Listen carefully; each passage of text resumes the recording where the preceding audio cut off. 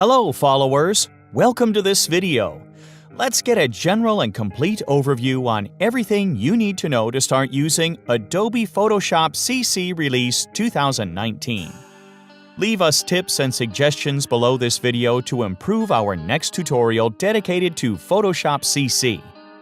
Adobe Photoshop is a professional digital imaging software product used to realize photo corrections and manipulations, vector graphics and titles, and artistic drawings and creations for advertisements and illustrations. This product is available just under a subscription plan. When opening Photoshop, the home screen page shows up, divided in several sections from the left. Under Home, you can take a quick tour if you start Photoshop for the first times. And under Recent, you get all your documents and photos edited with Photoshop. Inside Learn, you find all the latest news, tips, and tutorials from Adobe. Under LR Photos, all the photos taken from your Lightroom collections. In addition, use Create New to start with a new Photoshop document, or Open to open and start from an existing project or photo. When creating a new document, the New Document dialog box shows up to pick the right template to use. On top, under Recent or Saved, you can find all your recent or saved custom templates. Otherwise, you can choose any section from Photo to Film and Video to start from any ready template available. Once the template is chosen, use the Preset Details panel to customize the document options such as its width and height, its orientation, resolution, color mode, and other properties. Once you click on Create, the new document shows up as a single empty page with a white solid background. You can also open other projects or photos by going to File and then to Open. All documents and photos are listed under tabs on top, complete with their own name. The main workspace is divided in several parts. On the left, you have the Tools bar, collecting all the tools and features inside several buttons, from top to bottom. Some of these show a white corner and group multiple tools inside. In this case, just right-click on these to open the full list of the tools inside. On top, you have the menu and also the options bar, showing all the properties for the current object or tool selected. It also includes the Home button, used to open the home screen page seen before. You can come back to the main Photoshop interface from here by clicking on its icon. On the right, you have several panels to manage your corrections and modifications. In case any window is missing, you can reopen it by going to the Window tab. 27 hearts beat. The rest of the workspace is dedicated to the main preview, where you check and edit your document in progress. You can also zoom in and out around your pointer with your mouse wheel while holding down the Alternate key, and pan through the document by holding down the spacebar key and clicking and dragging on it. Let's understand how Photoshop works. When you create a new project with a chosen template and size, or you simply open an existing photo, you always work within a Photoshop document, which is the page shown on the main preview. This document can collect several independent objects called layers, which can be images, vector shapes, text, and adjustments, all shown under the Layers window on the right. At first, you have just a single layer, which represents the white background in case you start with a new document, or the image itself if you open a photo. In case any layer is locked and in italic, just double-click on it to start editing it. You can adjust the document size anytime by enabling the Crop tool and editing the grid appearing on the document. Use its nodes to scale and size the document, and click and drag on the grid to move it. You can also rotate it by clicking and dragging from outside. Any checkerboard area you see is just an extra empty space created, completely transparent and without any background. Inside the options bar above, use Cancel to undo the tool and Commit to apply it. Now, let's see how to work with photos and pictures. To import an image inside your document, just open it on the Preview, enable the rectangular marquee tool, and click and drag on the image to select it. After this, go to Edit, Cut, and then switch to the document where the image must be imported. At this point, go to Edit and then to Paste. The image is added as a new layer and shown under the Layers window. Images, photos, and backgrounds are also called pixel layers, which are rendered objects with defined pixels. To start editing, just select one from the Layers window and enable the Interested tool from the Tools bar. Use the Brush or the Pencil tool to brush freehand on the picture. 27 hearts beat. From the Options bar above, adjust the brush size, hardness, and style. Use Mode to set the way to apply your brush and opacity to adjust its transparency level. To choose the brush color, you can use the Color window on the right, or pick the color directly from the screen by holding down the Alternate key. Use the Healing brush and the Clone Stamp tools to correct and cover parts of the image by using its same pixels as reference. First of all, hold down the Alternate key and click on the image to fix a reference point. When you brush on the picture, you paste a copy of the pixels that are under the reference in that moment, represented as a small cross. If you use Clone Stamp, you paste the exact pixels of the picture. If you enable Healing brush, you paste the pixels by saving the highlights and the shadows of the original part you brush on. Always use the Options bar to adjust and set any brush property. Use Spot Healing brush to apply healing brush corrections on limited portions without defining any reference. Other tools can apply advanced corrections and effects by brushing on the picture. Use the Blur tool to adjust blurriness, the Sharpen tool to sharpen the details of the picture, the Smudge tool to drag and slide its pixels, the Dodge and the Burn tool to increase or decrease the exposure level. In this case, use Range on the Options bar to set where to edit the exposure, such as the image highlights, midtones, or shadows. Use the Sponge tool to decrease or increase the color intensity, according to what you choose on top between Desaturate and Saturate.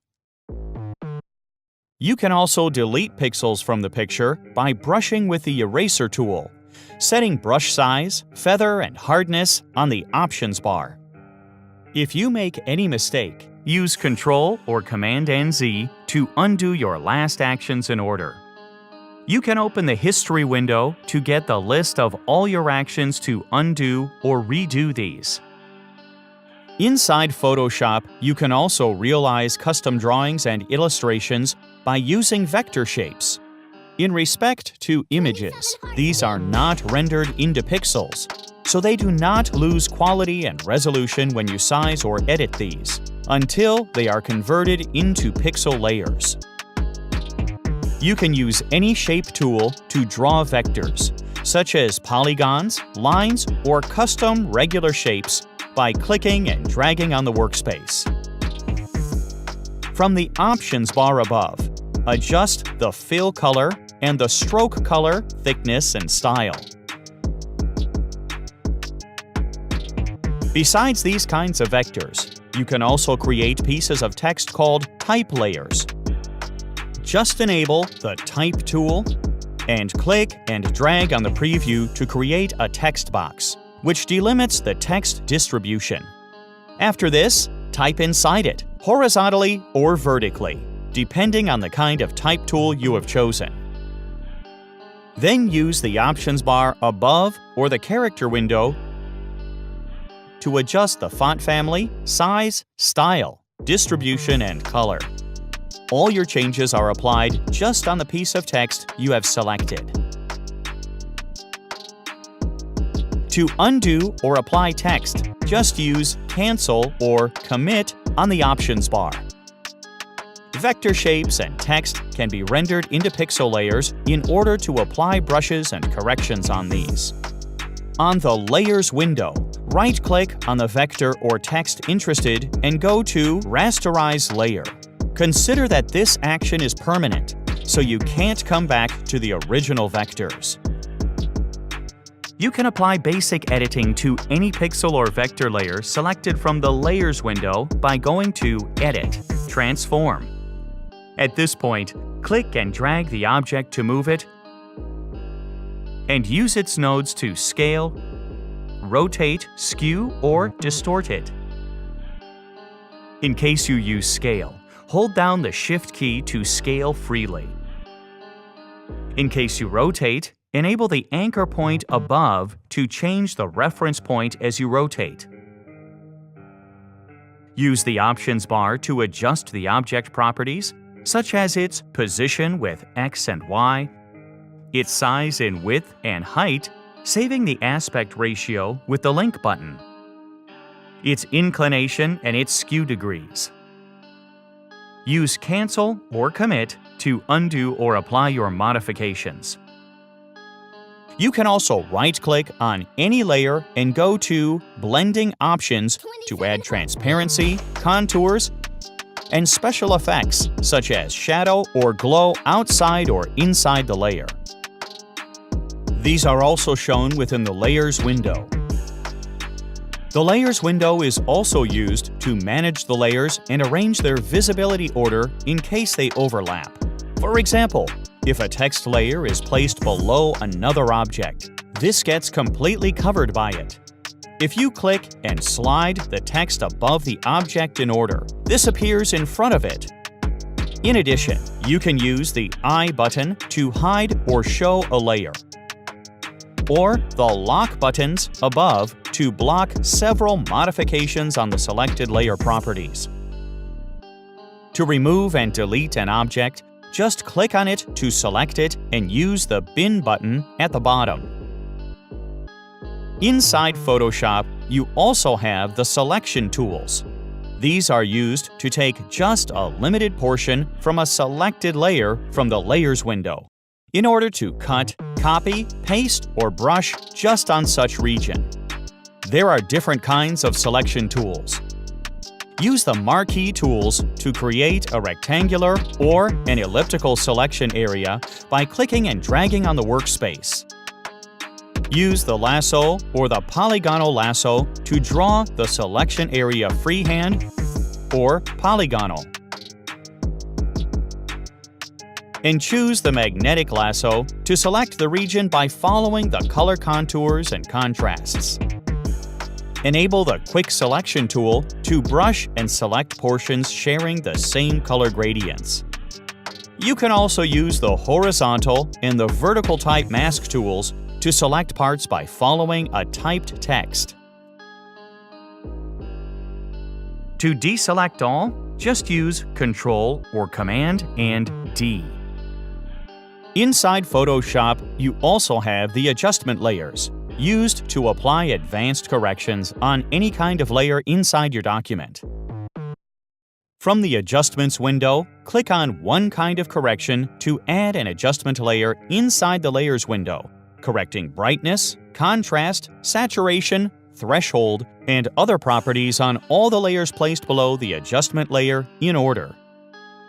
This layer is made by two parts, its properties on the left and its layer mask on the right.